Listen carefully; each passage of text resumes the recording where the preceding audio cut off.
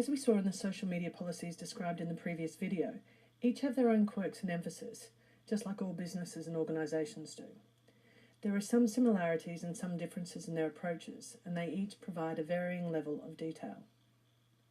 Using some of the essential elements for a successful policy as discussed earlier, I've determined in this table whether each company fulfills that measure of success.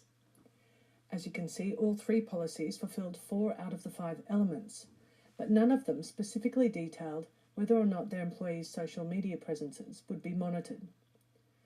One possible reason for this is that in many cases, faux pas made on social media are very quickly pointed out to the powers that be, if not the rest of the world via social media. And in some cases, any potential breach often becomes a high-profile PR problem for those involved. In a Wall Street Journal article last month, the question of whether companies should be monitoring their employees' social media was raised, with supporters saying if companies don't pay attention to what their employees are posting online, they can end up facing serious problems.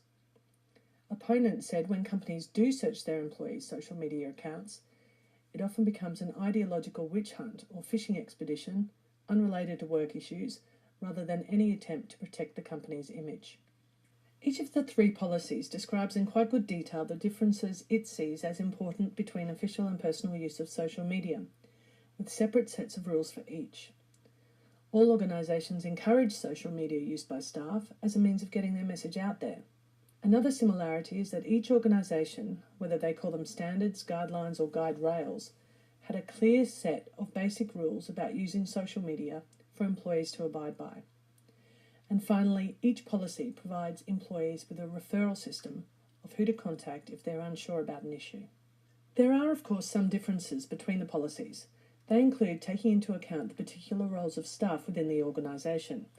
This can be highlighted using the high profile of some broadcast staff at the ABC, and the fallout from something, for example, that they may post on social media, which would have a far greater impact or reach than the same post made by an admin officer.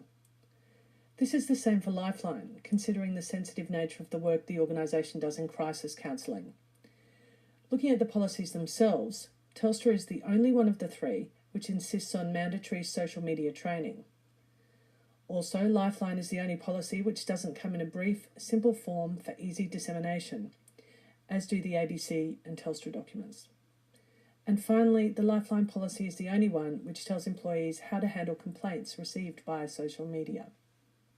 The 3 policies discussed in this presentation have evolved over the past few years as social media usage has surged.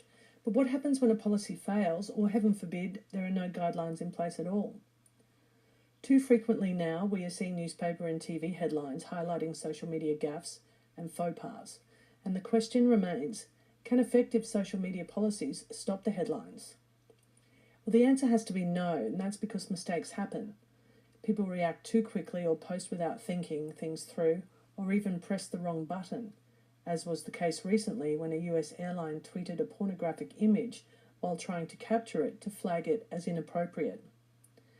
Another example was in 2011 when the Commonwealth Bank was forced into amending its policy after being accused of attempting to restrict its employees' freedom of expression.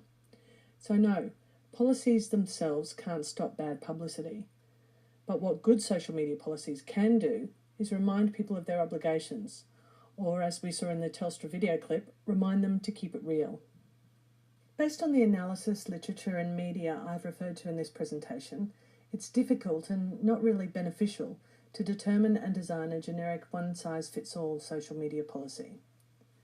While many elements of good social media policy have been represented in the examples shown in this presentation, it's apparent that all policies need to take into account the very nature of the organisation for which it is to serve in order to be successful. What is, however, of utmost importance is that staff and employees are appropriately trained to use and manage social media, and that they're armed with the knowledge of what behaviour is expected from them. It's also important that they're given the reasoning behind the guidelines and rules, and encouraged to dive into this increasingly mainstream part of the digital age.